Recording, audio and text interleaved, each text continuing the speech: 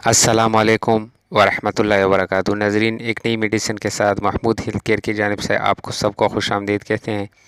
अगर अभी तक हमारे चैनल को आपने सब्सक्राइब नहीं किया हो तो जल्दी से सब्सक्राइब करें और साथ वाली बेल आइकन पर क्लिक करें ताकि हर नई आने वाली मेडिसिन के बारे में आपको अपडेट मिल सके। तो नाज़रीन, वीडियो लास्ट तक देखिए क्योंकि इसमें साइड इफ़ेक्ट और यूजेस के बारे में हम बताएंगे। तो नाज़रीन, आज निटाब्रेड टेबलेट के बारे में बात करते हैं। ये इसकी ब्रांड नाम है निटाप्रेड, यानी कंपनी से जो दिया गया नाम है, ये इसकी ब्रांड नाम है। इसकी कंपोजिशन है, यानी इसमें जो फार्मूला इस्तेमाल हुआ है, इसमें निटाप्रेड, ये इसकी कंपोजिशन है, यानी इसका फार्मूला है। ये 1 मिलीग्राम में ये टेबलेट आती हैं। तो नाज़रीन, अभी इसकी यूजेस यानी किन किन बीमारियों में इस्तेमाल होती हैं, इसके बारे में बात करते हैं।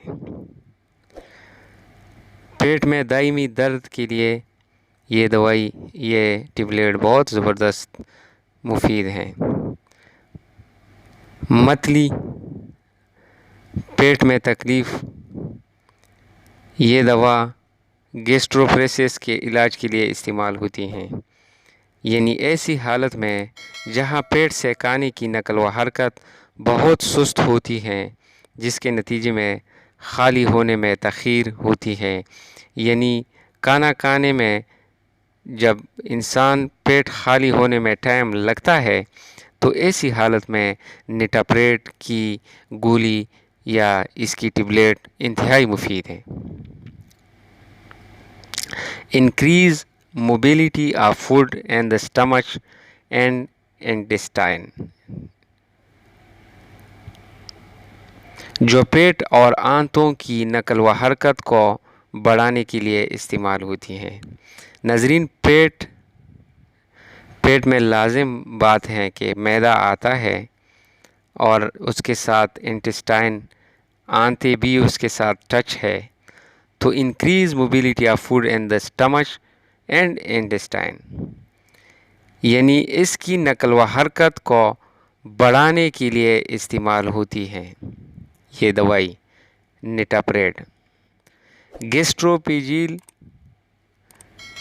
रिफ्लेक्स डिजीज़, यानी जिसको गर्द GERD इसकी शॉर्टकट है, ये एक ऐसी बीमारी है जो डाइजेस्टिव डिसऑर्डर, डाइजेस्टिव यानी हाजमे की गारिज़ा, यानी हाजमे की बीमारी, जो कि निचले इज़ाई नाली, लोअर एसोपेजियल स्पेहेनेक्टर LES इसकी शॉर्टकट है, को मुतासिर करती है।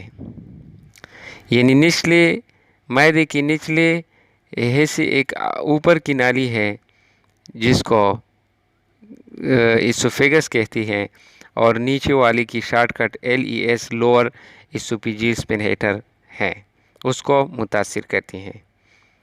मैदे में खुराक ठीक तरह से हज़म नहीं हो पाती क्योंकि तेज़ाब या एसिड ऊपर इसोफेगस की नाली में आती हैं, जिसकी वजह से मरीज़ दिल की जलन या तेज़ाबियत की शिकार होता है। तो ऐसी हालत में भी ये दवाई इंतहाई मुफीद है। नॉन अल्सर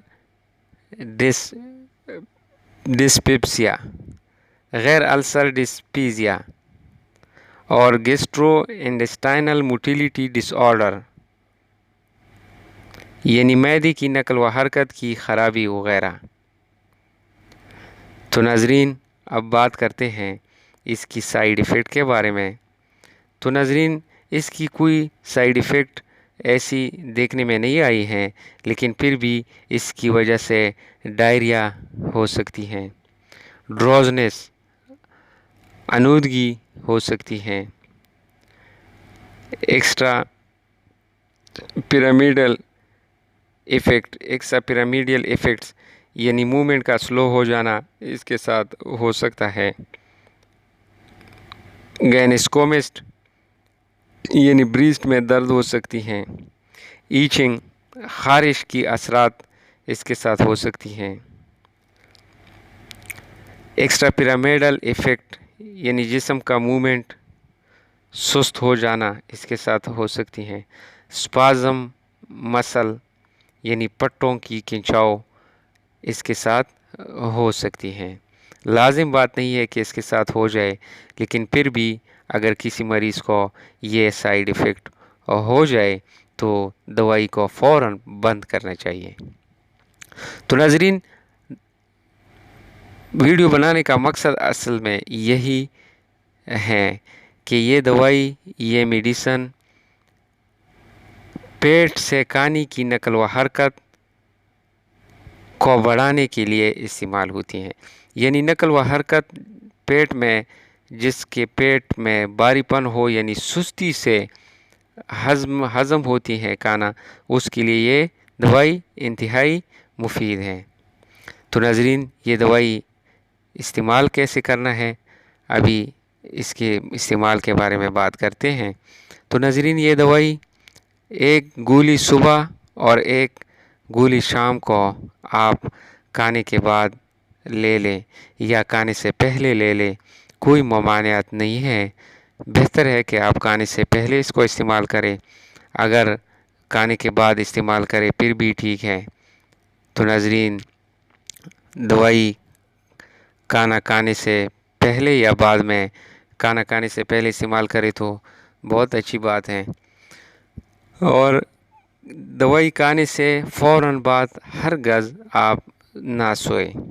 تقریباً کھانے کے بعد یہ دوائی کھا کے 1 گھنٹہ آپ چہل قدمی کریں تاکہ میڈیسن صحیح معدے میں پہنچ سکے اور معدے میں اس کو صحیح جو ہے نا یہ کام کرے۔